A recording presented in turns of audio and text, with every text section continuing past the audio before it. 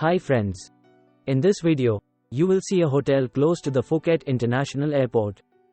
It is a budget property, called the Bell Airport, where you get a spacious room, free coffee and drinking water, free Wi-Fi, and free airport transfers in the hotel's car.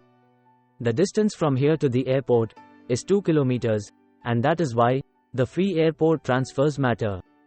At the time of booking, just be careful that the room rate you choose includes airport transfers. The Bell Airport has a swimming pool and a restaurant, which add to the value of the property. The rooms are really nice too. Let me show you the room where I stayed. This was my twin room, for which I paid just 430 baht.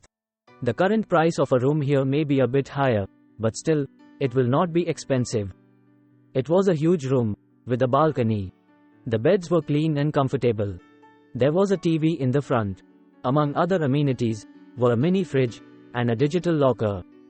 There were 2 bottles of drinking water, a coffee maker, and tea and coffee supplies. The bathroom was clean, had a shower stand, and an instant water heater. The room had everything I needed to get a few hours of rest before my flight.